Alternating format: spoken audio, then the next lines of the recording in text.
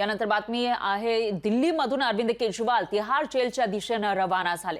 केजरीवाल कथित मद्य घोटाळा प्रकरणामध्ये 21 दिवसांच्या जामिनावर होते। अरविंद केजरीवाल यांचा जामीन आज संपतोय। अरविंद केजरीवाल आज तिहार जेलमध्ये सरेंडर होणार असल्याची माहिती समोर येते। तर 21 दिवसांचा त्यांना जामीन मंजूर करण्यात आला होता। मार्च महिन्यामध्ये अरविंद केजरीवाल यांना अटक झालेली होती ईडी कडून आणि त्याच वेळेला निवडणूक जाहीर झाली होती लोकसभेची। त्या पार्श्वभूमीवर ते जेलमध्ये होते आणि त्यानंतर कोर्टाने त्यांना 21 दिवसांचे बेल दिल्याचं पाहायला मिळालं होतं। दरम्यान आता पुन्हा एकदा 21 दिवस संपल्यानंतर अरविंद केजरीवाल हे तिहार जेलमध्ये सरेंडर करण्यासाठी जात आहेत। तेव्हाची ही लाईव्ह दृश्य आपण लोकशाही मराठीच्या माध्यमातून बघू शकतोय। दिल्लीतली ही दृश्य आहेत। या ठिकाणी तिहार जेलच्या दिशेने अरविंद केजरीवाल यांचा ताफा निघालेला आहे। दिल्लीचे मुख्यमंत्री अरविंद केजरीवाल हे तिहार जेलमध्ये पुन्हा एकदा जात आहेत। तिहार जेलच्या दिशेने ते रवाना झाल्याचं आपल्याला पाहायला मिळतंय। अगदी थोड्या वेळामध्ये ते सरेंडर करणार आहेत। तर आपल्या घरातून अरविंद केजरीवाल हे निघालेले आहेत। त्यानंतर ते महात्मा गांधी यांच्या समाधीचं दर्शन घेणार आहेत। राजघाटला भेट देणार असल्याचं त्यांनी सांगितलेलं होतं। त्याचबरोबर आपल्या कार्यालयामध्ये सुद्धा ते जाणार आहेत। आपल्या कार्यकर्त्यांसोबत पदाधिकाऱ्यांसोबत चर्चा करणार आहेत आणि त्यानंतर संध्याकाळच्या सुमारास ते जेलमध्ये जाऊन आत्मसमर्पण करणार असल्याचं त्यांनी सांगितलं होतं। दरम्यान एक्सक्लुझिव्ह दृश्य दिल्लीतली आपण बघू शकतो लोकशाही मराठीच्या माध्यमातून।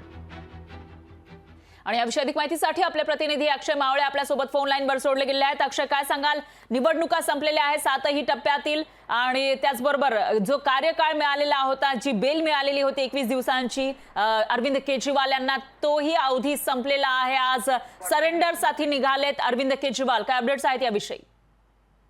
आपण जर बघितलं तर दिल्लीच्या कथित मद्य घोटाळा प्रकरणात ईडी करून अरविंद केजरीवाल यांना अटक करण्यात आली होती आणि 10 मेला यांना 21 दिवसांची जामीन मंजूर झाला होता। निवडणुकीचा जो प्रचार आहे प्रचार करण्यासाठी केजरीवाल यांना जामीन मंजूर झाला होता। जामीन मिळाल्यानंतर यांनी एक न्यायालयात याचिका देखील दाखल केली होती, अंतरिम जामिनासाठी याचिका दाखल केली होती आणि याची सुनावणी देखील पार पडली आहे। तर याचा जो फैसला आहे हा निकाल न्यायालयाने राखून ठेवला आहे आणि 5 तारखेला यावर निकाल देणार आहे। आपण जर बघितलं तर अरविंद केजरीवाल यांचा जो जामीन आहे तो जामीन आज संपत आहे आणि पुन्हा एकदा अरविंद केजरीवाल यांना तिहार जेलमध्ये आत्मसमर्पण करावं लागणार आहे। दृश्यांमध्ये जर आपण बघितलं तर अरविंद केजरीवाल आता त्यांच्या निवासस्थानावरून निघाले आहे आणि राजघाट इथे सध्या अरविंद केजरीवाल दाखल झाले आहे।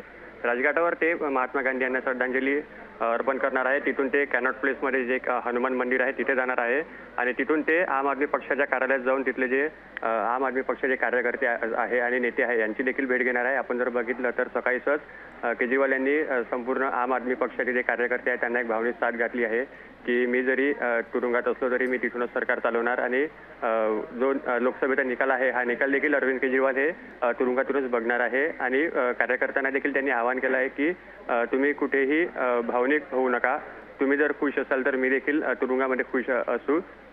मात्र आता 5 तारखेला जो निकाल येणार आहे या निकालावर सर्वोच्च न्यायालय काय नेमका फैसला देतो याकडे आता बघणं तितकंच महत्त्वाचं आहे।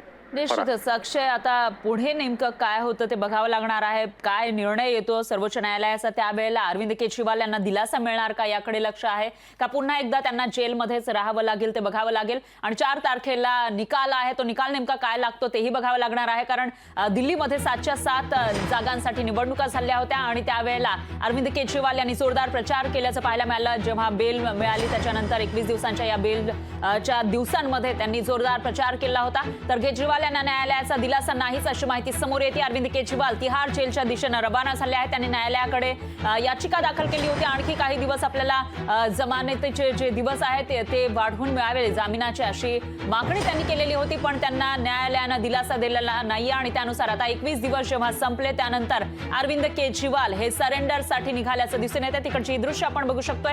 राजघाट इथं अरविंद केजरीवाल पोहोचलेले आहेत। त्यांनी ट्विटरच्या माध्यमातून याविषयीची माहिती दिलेली होती। सगळ्यात आधी आपण राजघाट या ठिकाणी जाणार आणि महात्मा गांधी यांच्या समाधीला आपण अभिवादन करणार असल्याचं त्यांनी सांगितलेलं होतं आणि त्यानंतर पुढील कार्यक्रम सुद्धा अरविंद केजरीवाल यांनी जाहीर केला होता ट्विटरच्या माध्यमातून। तुम्ही दुःखी होऊ नका कारण मी माझं काम करत राहीन असंही त्यांनी सांगितलेलं आहे। आणि त्याचबरोबर राजघाटवर महात्मा गांधींच्या समाधीचं दर्शन घेतल्यानंतर अरविंद केजरीवाल हे हनुमान मंदिरामध्ये जाऊन दर्शन घेणार आहेत। त्याचबरोबर आपल्या पार्टी कार्यालयामध्ये जाऊन जे वर्कर्स आहेत पार्टीचे किंवा त्यांचे जे कार्यकर्ते नेते आहेत त्यांच्यासोबत सुद्धा ते संवाद साधणार आहेत संध्याकाळपर्यंत आणि त्यानंतर संध्याकाळी बरोबर 5-5:30च्या दरम्यान ते आत्मसमर्पण करणार आहेत तिहार जेलमध्ये। आणि हे एक्सक्लुझिव्ह दृश्य आपण बघू शकतो राजधानी दिल्लीतली। लोकशाही मराठी ऐका, पहा, जागरूक रहा.